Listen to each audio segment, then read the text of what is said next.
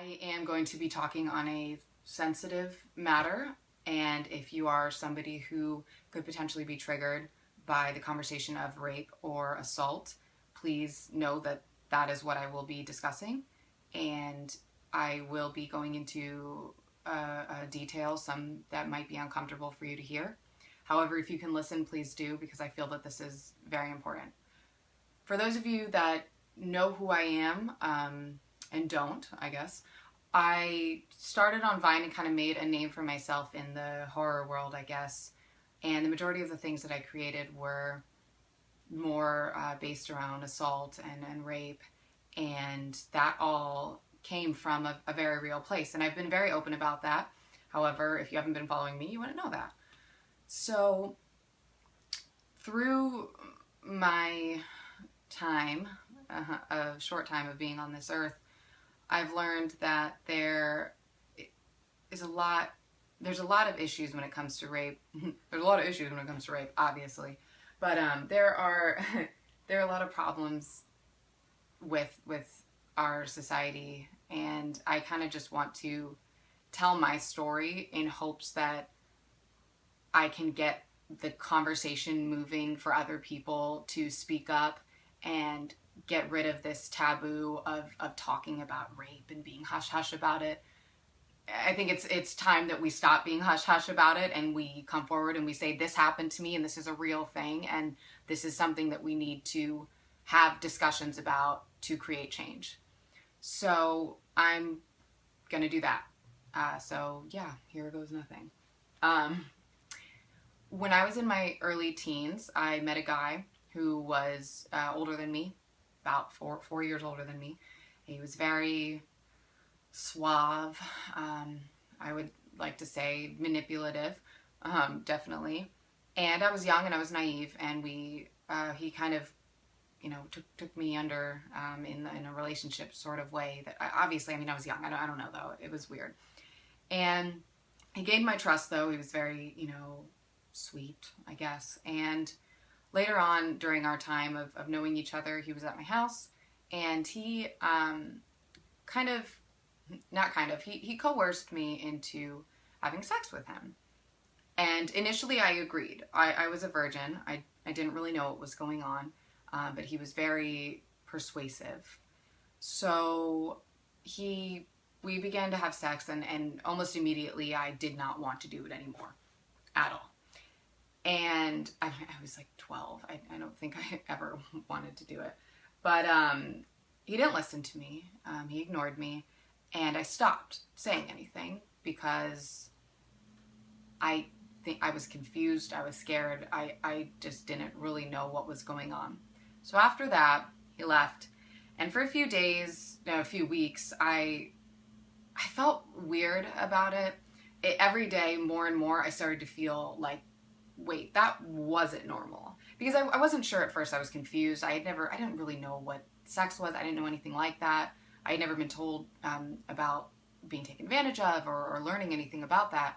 So I was really confused. And as the days continued, I realized that wasn't okay and that shouldn't have happened.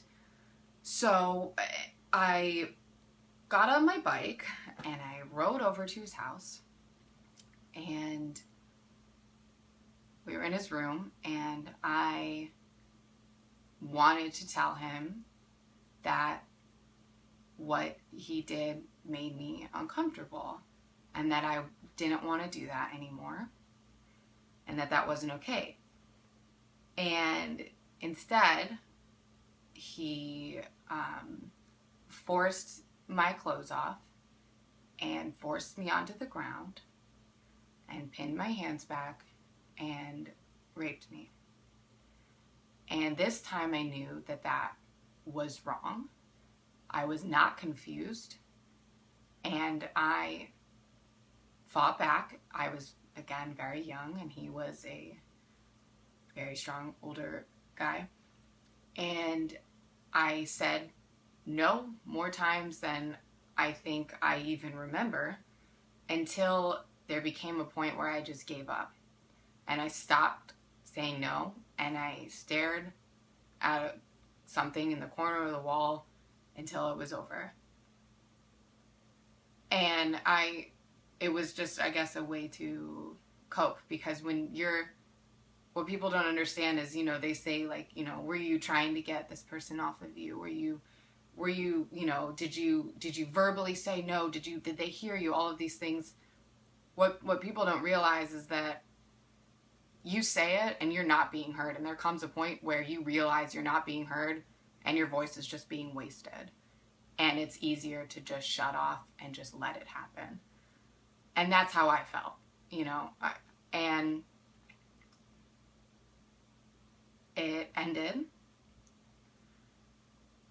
And he picked up a stuffed animal next to him.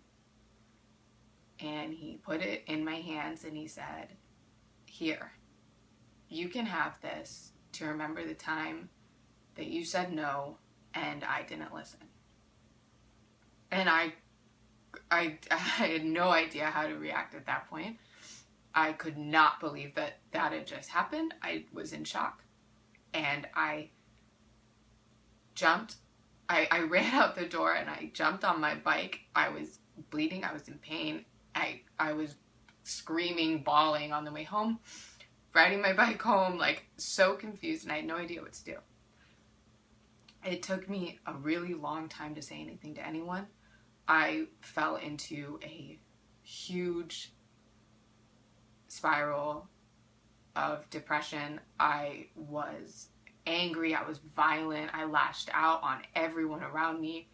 And there came a point where I was in my older sister's room one day, and I was screaming, and no one was home, and I was, like, hitting the walls, and I was so angry, and I couldn't believe that this was my life, and this was what I was dealing with. And I had a knife in my hand, and I wanted to just stab myself, you know. I wanted to just die. I didn't want to feel anything anymore. And right at that moment, I heard my sister's car pull in. And I, like, tried to collect myself and you know, because I didn't want her to know that I was upset. And she came in and she clearly realized I was upset. And I just broke down and I told her everything that happened. And she called the police. And I went to the police. And it was like a whole different kind of assault. I was being questioned in so many inappropriate ways. I was asked if I was a virgin beforehand, or if I had had sex beforehand, how many people I had slept with before, if I was sure that it happened, if I was positive multiple times, asked that question, just really a lot of things that just really were very victim blaming, and I knew that was wrong, and I was positive, and I told them, and I said, "No, I know what happened. I know what happened." And it took over a year for them to even charge this person. Mind you, when I came forward, 5 other girls came forward about him forcing them to do things with him, not sex, but very similar. And it took over a year for them to even get him, to even get us a trial. And because at the time he was 17, he was charged as a minor. He was put in some kind of detention hall for a few months, and then that was it. And he gets to live as a normal human in society with no record, no sexual offender on his name, nothing. And I had to live with what he did to me every single day, and I will continue to have to do that. And I know that I'm not the only person who deals with this. I know that I am the smallest little atomic size, you know, piece of how many people have to go through this every day.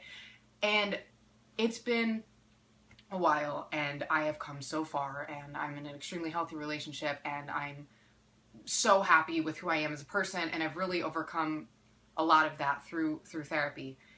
And I just, like, by finding myself and telling my story to other people, I've been able to realize that this is so common, and so many people are afraid to talk about it, and they're so afraid to even say the word rape because, you know, someone's going to get offended, or people are too afraid to even hear the word. It's just this scary thing.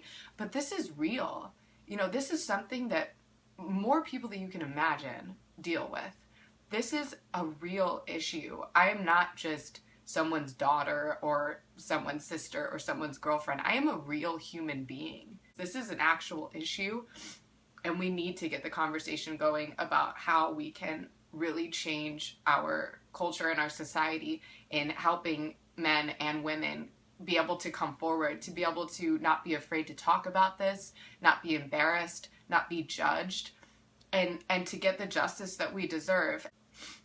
I hope that this, you know, even if this speaks to just one person, even if this just reaches, you know, one person out there, I hope that you know that you're not alone and that you can get through this and that we are survivors and we always will be.